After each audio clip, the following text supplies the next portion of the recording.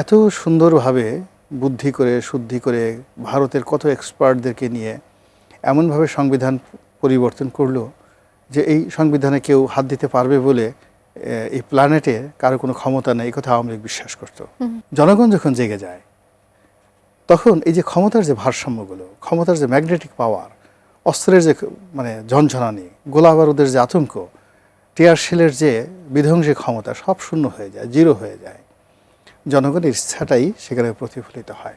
গণভোট অধ্যাদেশ 2025-এর খসড়া নীতিমালার যে সেটার অনুমোদন দিয়েছে উপদেষ্টা পরিষদ। সেখানে বলা হচ্ছে, আমার যে শিরোনাম সেটিতে বলছিলাম যে 30টি সংস্কার প্রস্তাব বাস্তবায়নে বাধ্য থাকবে নির্বাচনে জয়ী দল।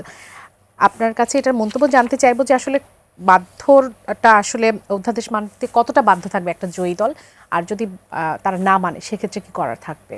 যে আমাদের দেশের যে পার্লামেন্ট, এই পার্লামেন্ট অত্যন্ত শক্তিশালী হয় এবং যখন রাজনীতি শুরু হয়ে যায় পার্লামেন্টারি ফর্ম অফ গভর্নমেন্টে, সেখানে এক একজন এমপি সংসদ সদস্য জাস্ট লাইক এ কিং, এবং যে দল ক্ষমতায় যায় তারা জাস্ট লাইক সম্রাট আকবরের মতো।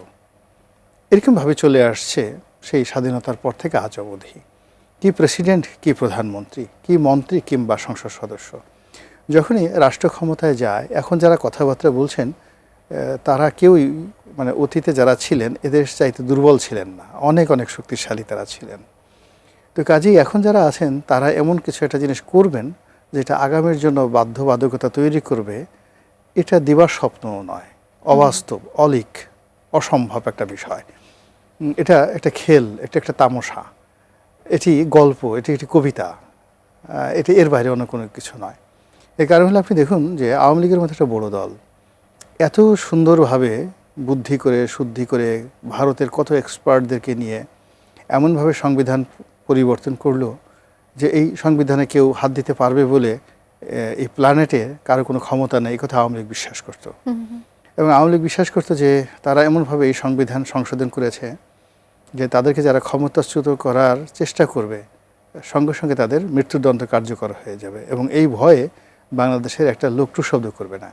কিন্তু বাস্তবে আমরা দেখলাম যে যখন গণজোয়ার আসলো এবং যখন নিয়তি তাদেরকে ডাক দিল, অমনি তুলার মতো, যেভাবে বলা হয়েছে যে হযরত ইসরাফিল আলাইহিস সালাম যখন সিংগায় ফু দিবেন, সারা পৃথিবীতে একটা কম্পন তৈরি হবে। পৃথিবীর যত ম্যাগনেটিক পাওয়ার আছে, মহাকর্ষ শক্তি আছে, মহাকর্ষণ শক্তি আছে এবং মাধ্যাকর্ষণ শক্তি আছে, সব শূন্য হয়ে যাবে, জিরো হয়ে যাবে।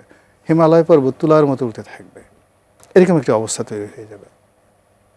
তদ্রূপ জনগণ যখন জেগে যায় তখন এই যে ক্ষমতার যে ভারসাম্যগুলো, ক্ষমতার যে ম্যাগনেটিক পাওয়ার, অস্ত্রের যে ঝনঝনানি, গোলা বারুদের যে আতঙ্ক, টিয়ার শেলের যে বিধ্বংসী ক্ষমতা সব শূন্য হয়ে যায়, জিরো হয়ে যায়।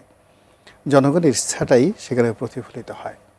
এখন এই যে যারা এই সময়টিতে সংস্কারের নামে, গণভোটের নামে যা কিছু করার চেষ্টা করছেন, এর সঙ্গে যদি জনগণের সমর্থন না থাকে, ভালোবাসা না থাকে, কল্যাণ না থাকে এবং জনগণের অংশগ্রহণ না থাকে, তাহলে কোনো আইন দিয়ে, কোনো আইনের শব্দমালা দিয়ে এটাকে আগামীতে যারা রাষ্ট্র পরিচালনা করবেন তাদের জন্য বাধ্যবাধকতার কোনো বন্ধন তৈরি করতে পারবে না।